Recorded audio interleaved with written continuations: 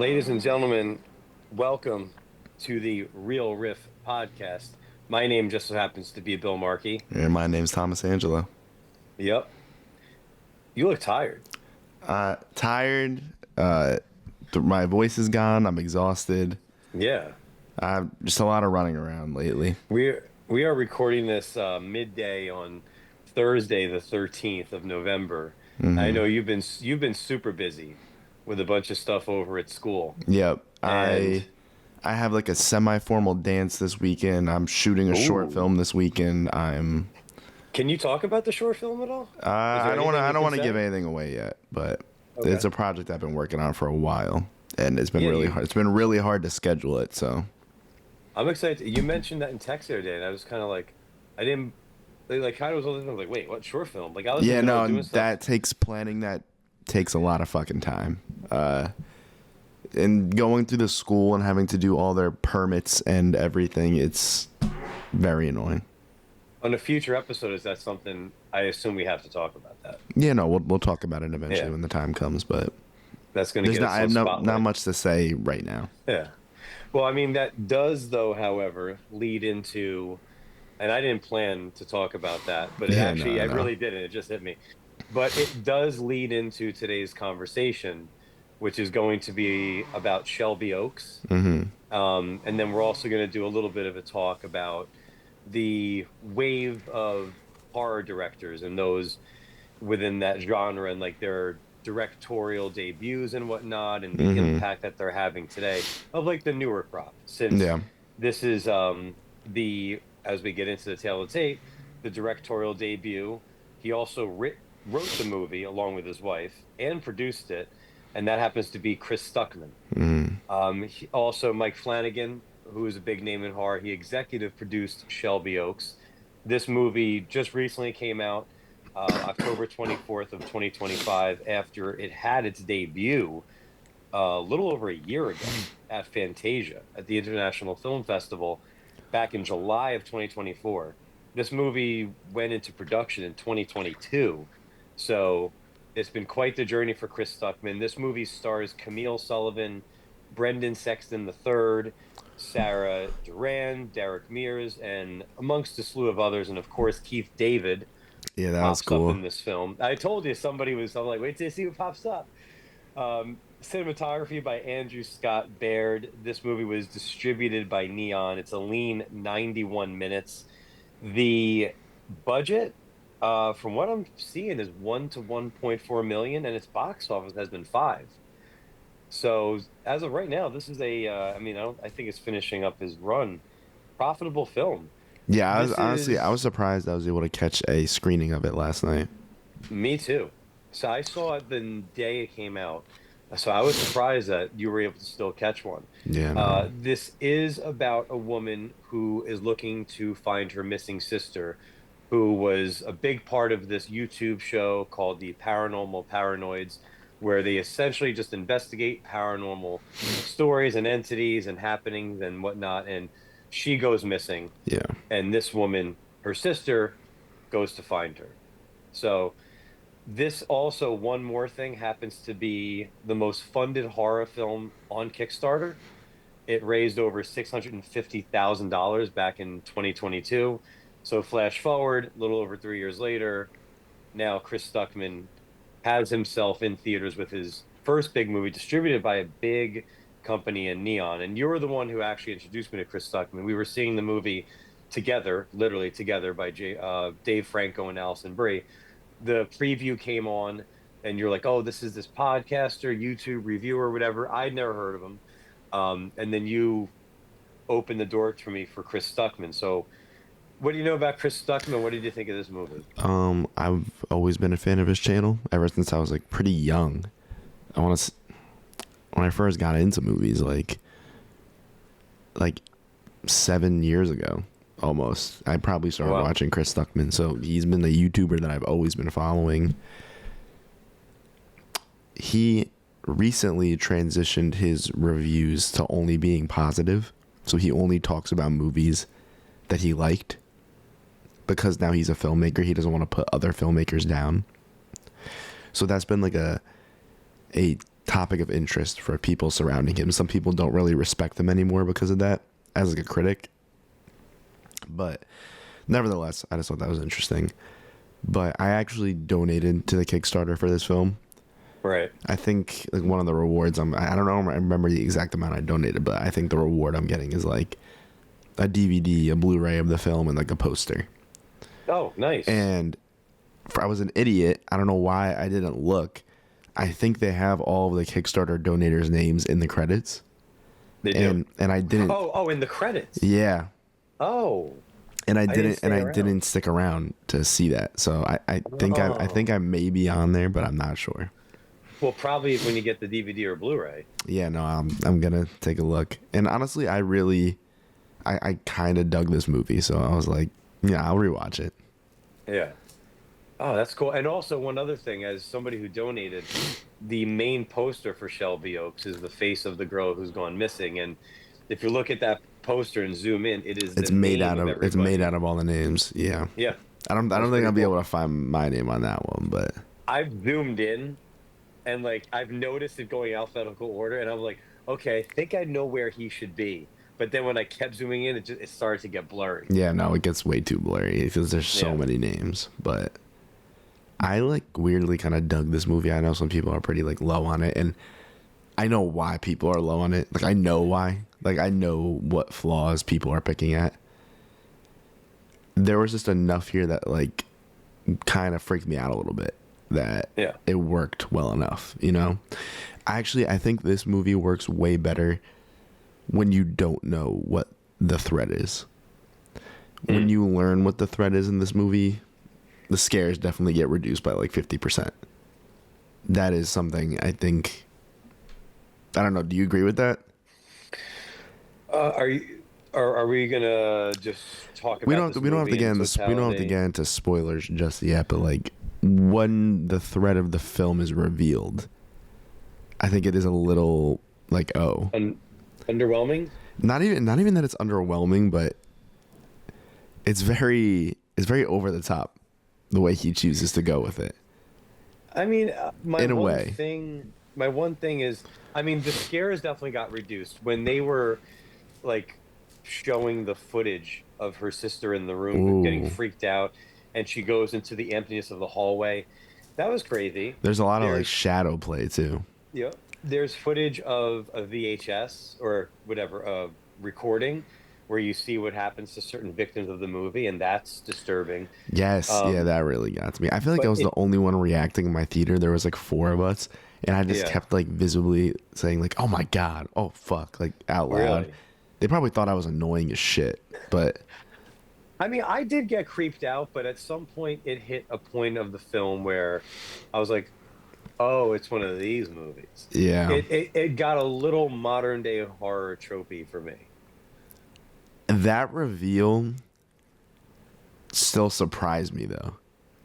And there was like a cool like music choice over it. Like I don't know.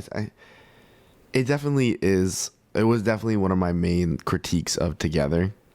Was this exact same thing, and I don't know, this movie doesn't so fully dive into it, you know, like it is something that you know and you see, but it doesn't fully dive into that. And there was something just a little different about it where I'm like, okay, this is a little tropey. We've seen this, but for me there was like I don't want to say if we're not doing spoilers right now, but like there was still something a little different about. There's almost kind of like this like fantasy element to it too. Yes. Like a storybook fantasy element to it. I don't know. I kind of got like Hansel and Gretel vibes a little bit towards the end. I don't know. I could see that. But I don't know. I heard from a lot of people that this wasn't like a bold film, that it was very like by the books basic. I don't know, I kind of disagree with that for a little, because the first 20 to 30 minutes of this film is like a mockumentary. Yeah. It's like you're actually watching the documentary that's being made about Riley Brennan. Yeah, and which I liked. I thought that was really interesting, because there were certain shots I'm like, why is that shot like purposely bad? Yeah. Or like, why is it one of those like basic like you'd see on TV like overhead shots of a forest. I'm like, that's like a weird shot for a film. And it's like, no, that's part of the mockumentary. Right. So that was really cool. And like there's a really cool point where it switches from the mockumentary to the actual movie. Favorite part of the movie for me. That was really cool.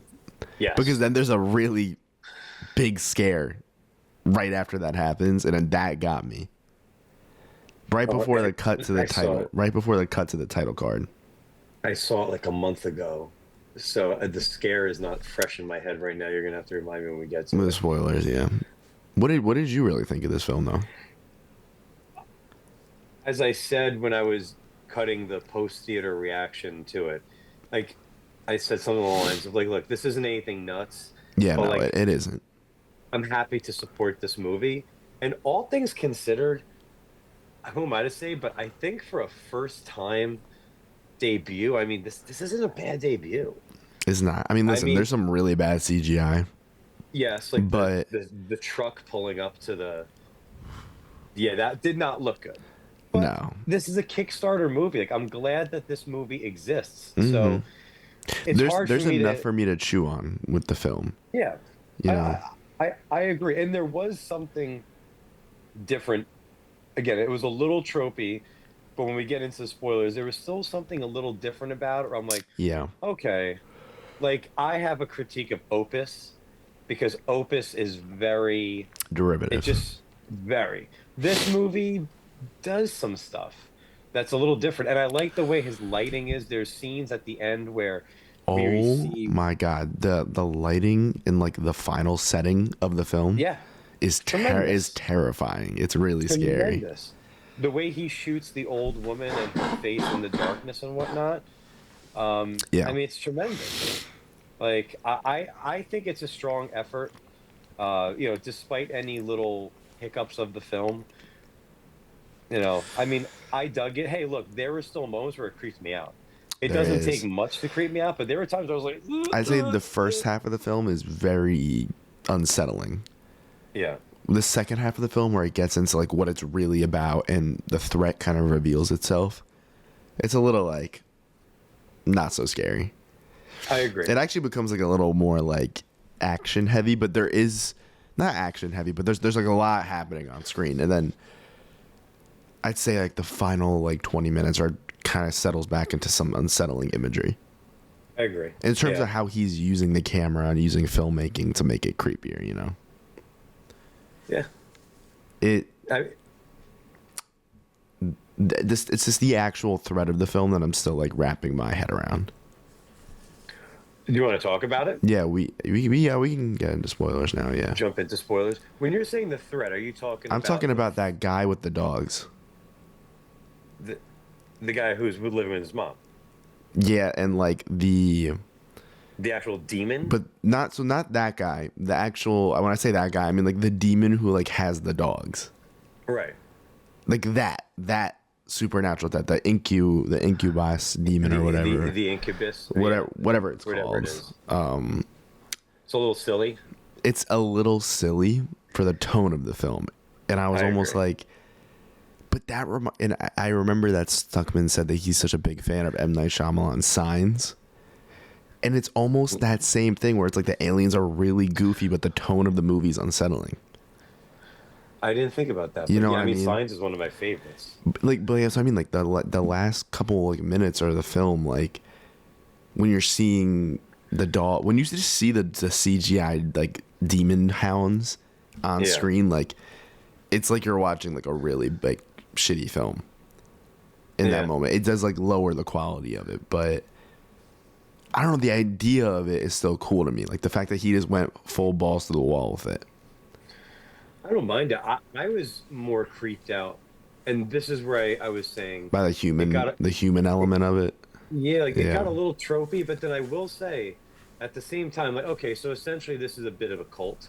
it It's is. not it's not like Midsommar and whatnot where it's big and there's all these people, but I do like that he deviates a little bit. This is just me, where essentially it's a mother and son, and he's just I assume he's impregnated Riley over and over, and when it's not the right baby, they just bury these babies in the ground. Yep. That's a little bit that's different enough for me to where I'm It like, is. okay, there's a little more meat on the bone with It's just not like it's a cult. It's like it's this like religious movement that's like starting.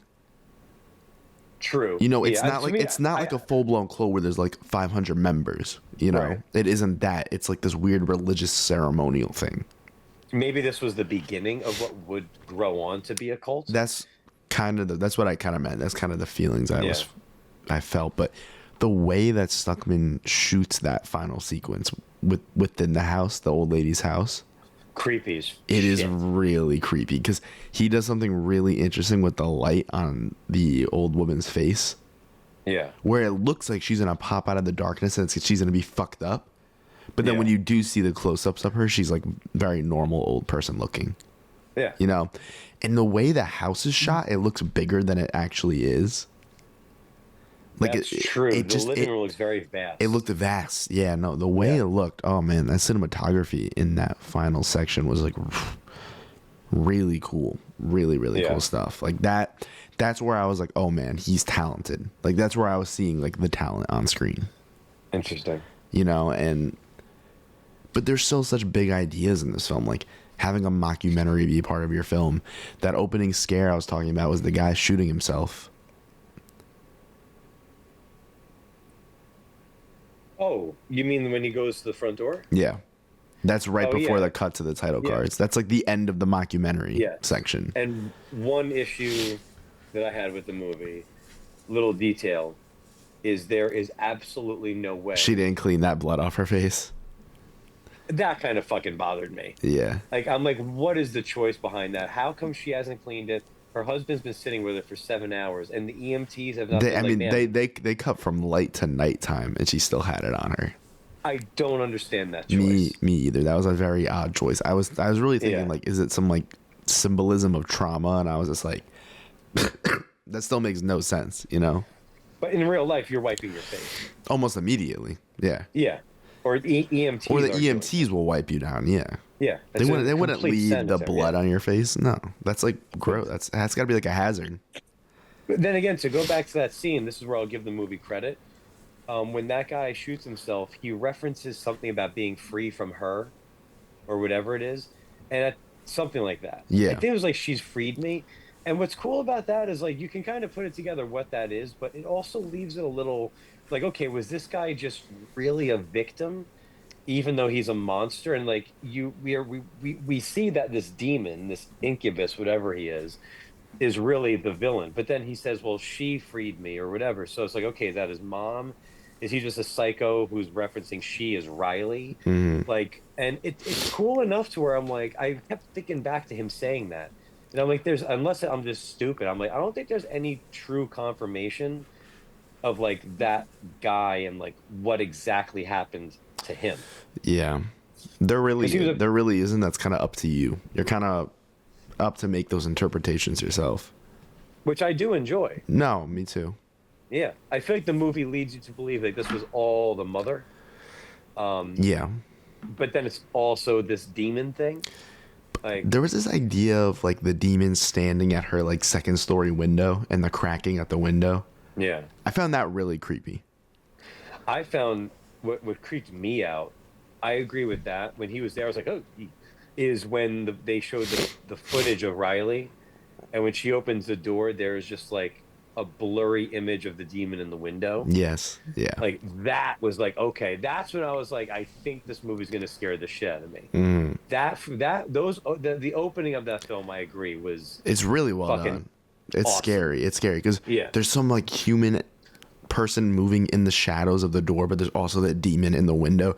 So the movie very Yeah. clearly sets up early on that there's a human villain element and like a demon Yeah. villain element.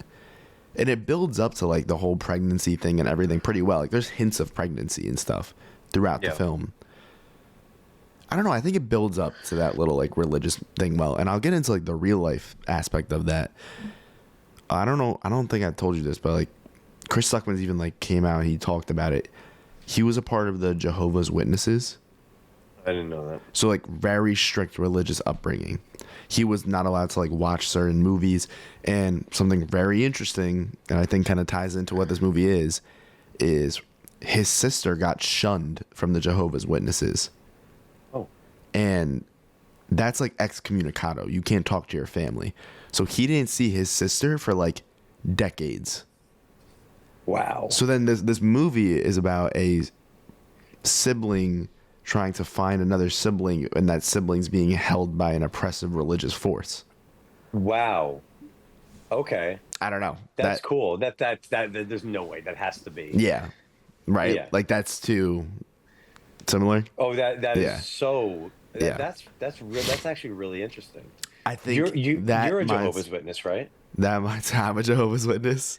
Aren't you? Weren't you the Angelo family? No, I was not. No. But Oh, your mom has to. I saw her at the gym recently. I think Christmas is going to be interesting for you. All right. Sorry. Go ahead. but no, I think that puts the ending of the movie and even the plot of the movie into like a different light, you know. But then that also makes me question the ending, because the ending is just like dark for the sake of being dark. Yeah. Very I mean, unhappy ending. good job at the ending to make me feel like shit. Very much like Not e- Hereditary, where like, oh, the villain wins. Not even so much what happens to the sister we're following on the hunt. Mia, It's the idea yeah. that Riley spends all this time as a prisoner and then gets mauled by dogs. Hmm. Also, too, 12 years. There, Riley was away for 12 years. Yeah. That timeline didn't work for me. But like, what really even like set off the whole documentary thing 12 years later? Like, that feels like a weird thing to make a documentary about 12 years removed from the situation. That's what I'm saying. Like, I don't. It is a bit of a time jump. like it, if I don't know. And her sister makes some pretty decent discoveries and does some digging. And I'm like, what were you doing for 11 years? Yeah, no, that's I where don't I was know. like, this would make sense if it was like 1 or 2 years removed Yeah. from the situation. Now, Because then it granted, the would it pivotal would make sense why a documentary crew wants to make a documentary about it. You know? exactly. And now, granted, the pivotal point is the guy killing himself, and that. But however, Yeah. the sisters does a pretty good job investigating. I would just have been Yeah. wondering, like, this took you this whole. She's Yeah, also that was a very weird choice. a brave character. She Like, is. going into these really dark places by yourself, like the prison, which I'm pretty sure is the prison where the Shawshank Redemption was filmed. I think you're right. I think I did hear I that. heard him mention that, but yeah, she's like very brave. Like the way that she was going into these places, and it was just pitch dark, and I was just like, I would not in a million years fucking go in there by myself. I don't care if I don't No. care if my Allie, if you're watching this, I'm not going into these places to fucking find you. Absolutely not. Absolutely My sisters, not. Laura, Christina, nope, not doing it. My niece. Um, I Again, agree. the sake That's of it, a it's the hard. sake of a movie. I could like forget some things, like the blood on her face and things like that, but it just made no sense. There was one jump scare that got me when she was like that made me physically jump. Was where she was in the prison. She leaned back and like there was a dog right there. Yeah, no, there are That certain got jump me a scares. little It's just bit. the dogs looks really bad, and you They never do look bad. really see what the demon looks like. He just kind of looks like this tall hulking figure Well, he's got like the big branches coming out of his head out and of his whatnot. head and everything, and like It, that's cool. it's like almost like he was taking a little bit from Hereditary and being like, you know what? I'm just going to show you the entity. That's actually what this film feels the most derivative of, is Yeah, I Hereditary, agree. especially when it comes to the ending where the entire family just dies and the demon wins. Yeah. What is like? That's what I was trying to wrap my head around. I think it was just an ending. Like, I don't think there's any subtext to that ending. Like, I think it's just dark to be dark, horror movie, like villain wins. Because I was thinking, like, if you connect this to his real life story, and he eventually met up with his sister years removed when he left the Jehovah's Witnesses, like, what does that ending like mean? You know, like it's like I the sister agree. goes through all the trials and tribulations, steals her sister back from this oppressive religious force, and then the demon wins. I It's like think maybe what that's is just what is where he he trying just to say with that, if anything? I don't know. I think in Me my either. mind, he's just maybe like this is the ending of the movie. That's kind of how it feels, and maybe I'm just thinking about it too much. But I'm just like, Yeah. it's kind of like when I connect it to your real life story, and then that's the ending of the film. What do I take away from that? You know? I could be totally wrong, but I don't think there is this meaning to. I think it's like, what's our ending? Like No, he and told his I agree. like maybe for him the story in real life ended where I got my sister back, but for these two individuals in the movie, it's like, okay, but where does their story end? And it was like darkness, dead. Yeah, so the movie kind of goes out with a whimper, in my opinion, a little bit. Uh, Yeah. because it just Maybe he was trying to it give just you, ends with Mia screaming as she's like being possessed. Obviously, she's gonna become like that next old woman, but yeah. I don't know. Maybe he was just trying to leave an ending like Hereditary, where you're watching the demon and the cult win, and you have this amazing shot and the worshiping and all that. Maybe he was like, I don't want to just end this with Riley comes home. Let me end this with this unsettling, the same thing that Ari Aster did for us in Midsummer with the Yeah, close up of Florence Pugh, and Hereditary with Alex especially Wolff. Hereditary. This feels very Yeah. similar to Hereditary. Maybe that was just him trying to find his like, I want this to stick with you. Um, Yeah, I don't know. I almost feel like it didn't. I don't know. I agree. No, it didn't. I just think that maybe was the intention here. I think maybe not everything comes together and works. Like I don't know if the demon perfectly meshes with this idea of the cult. Like what is that demon in representation to the cult, and like I think what does that that have to do with demon the babe? represents the three-headed dogs of hell, no? Like Cerberus? Oh, I don't know. I mean, like not literally the three-headed dog, but maybe like I mean, I I don't don't know. know. That's my best stab It's is a representation of that. it just all feels a little bit muddled, you know? Yeah. It feels a little bit muddled. It doesn't feel like everything fully connects. Like I don't see like the vision board. Like if I'm thinking about his screenwriting room, I don't see the vision board of all the different dots connecting. Right. You know, that just doesn't feel complete to me. But there's enough really cool ideas here, and there's enough talent behind the camera that I'm very interested to see what he does next with a I bigger mean, it's budget, with more of a vast idea. it's like cool to see. I'm not good at mathing off the top of my head, but like, when you're making a movie for about 1 million to 1.4 and you're making five, that's not this like holy shit, but at the same time, you think about the money that Blair Witch and one of the most profitable films of all Yeah, time, Paranormal Activity, made, where it was made for this amount. I think Paranormal is what, still the most profitable film ever. I think so. Um, I We think were those just were one talking and about that. two. Yeah, Yeah, I mean, like those movies, like, so I'm not saying this is up there, but it's cool to see maybe the latest version of like, here's this horror movie, it's made for this much, and it had a pretty decent splash, I mean, financially at least. So I like would like to see when this guy, maybe when he's directing what somebody else wrote. that's true. I don't know. I still want to see something written by him. I want to see Yeah. something like fully his idea where he has the money to fully make his vision, you know? Or You that, could tell yeah. there's like holdbacks here. Like I'm sure he had some other stuff planned for this film. I know that Neon like paid for some reshoots of this film, Hmm. and I was trying to figure out what those reshoots were. I don't know. I don't know either That per like those se. the cabin scenes, maybe. Maybe I'm not sure. The Keith David scene was cool though. It was cool to see him pop up, and it was actually cool to see him like give 100% to like such a small role. Yeah, You know, exactly. Yeah. like he always puts his best foot forward. I don't know though. I still got more out of this movie than I thought I would based on what everyone told me. Yeah, I don't regret I seeing got it. out a lot about who he is as a director and what he's capable of. Yeah. You know, Um, what would be your raw riff? What would be? my riff I rating. keep going. Yeah, your riff rating. I think I'm gonna give this one a 7. Me too. I think that's fair. I think there's enough talent behind the camera to like merit that. I agree.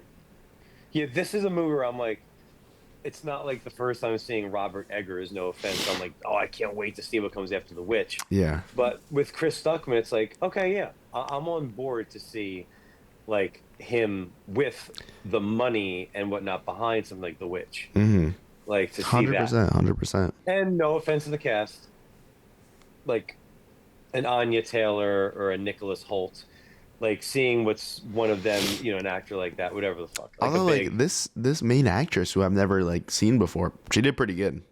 No, yeah, no For what complaints. she was given, she did pretty damn good. Yeah, You know, I no didn't really, complaints. I had no complaints about the dialogue either.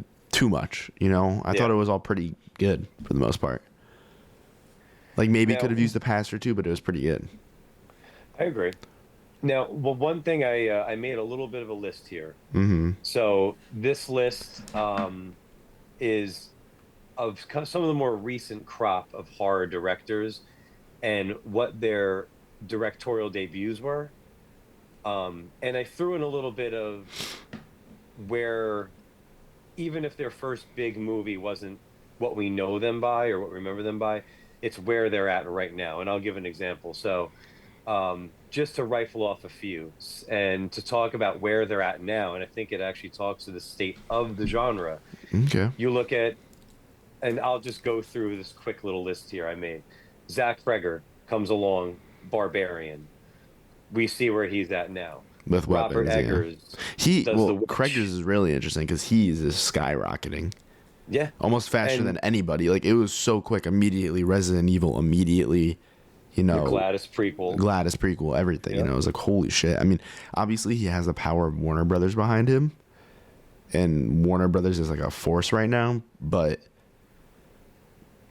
yeah, like that. He is someone who's very interesting of note. Like holy, Yeah. what a feature that like I love his first film, and it's so shocking, and I get like why that film skyrocketed him. You know, I think it was just the perfect storm where it was like a really just well made movie, but the movie was also so unique and shocking that Yeah. it led to this. You know, And Weapons is still my favorite movie of this year. it And still is. yeah, Yeah. I don't see that changing. You've got Robert Eggers, who came along with The Witch, and now look where this guy's at. Hmm. I mean, The Lighthouse, The Northman, Nosferatu. He's got Werewolf coming out. Yeah, his direction I don't find as interesting. I think his talent behind the camera is starting to supersede his ability to like pick interesting stories.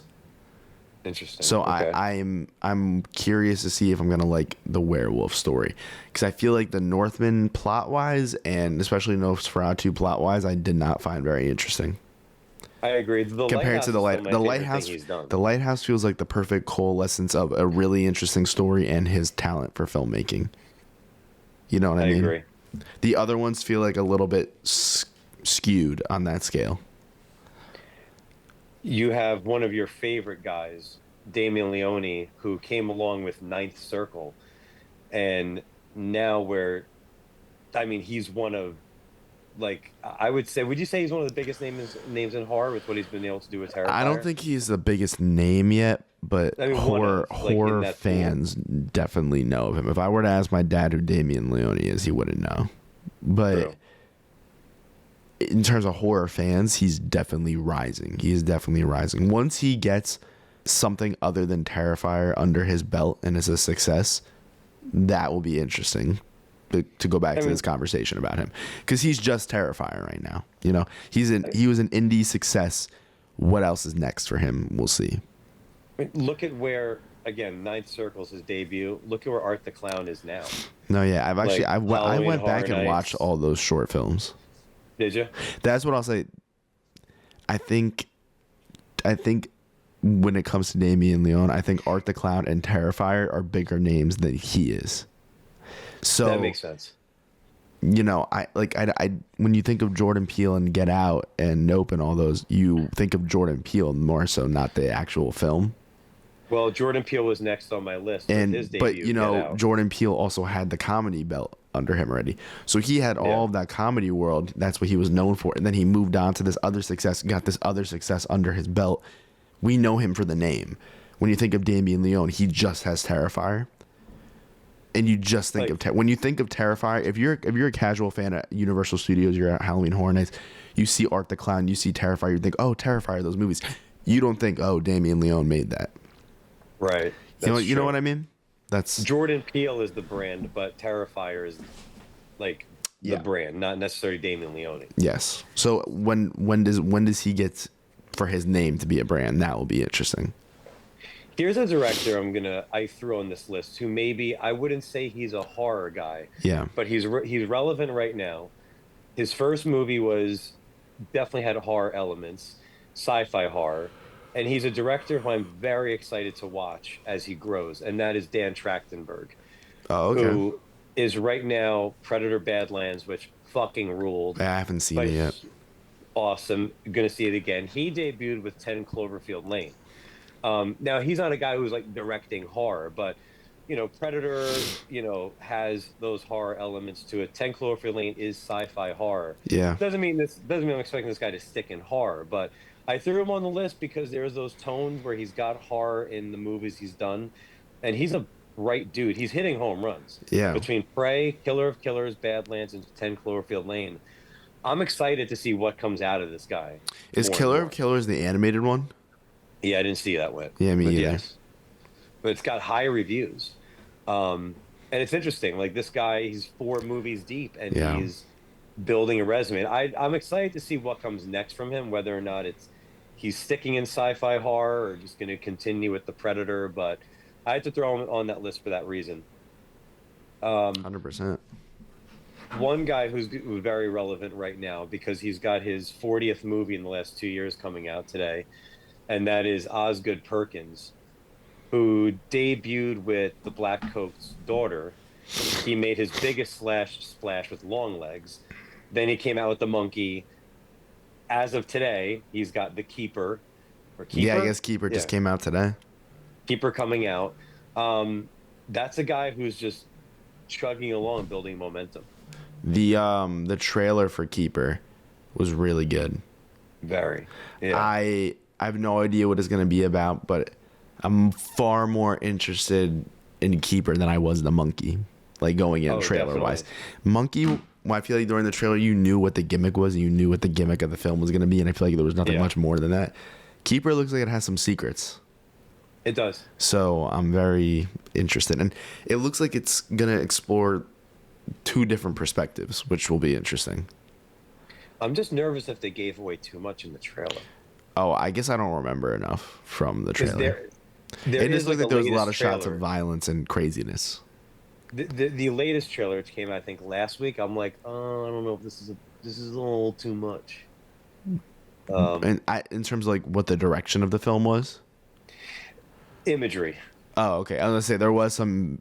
It did kind of feel like they gave away the more graphic imagery of the film. Yeah, that's what I'm nervous about. That definitely could be true because they did that with the monkey. So One guy who debuted with a movie that I've never seen called The Roost, who's also given us movies like X and Pearl, is Ty West.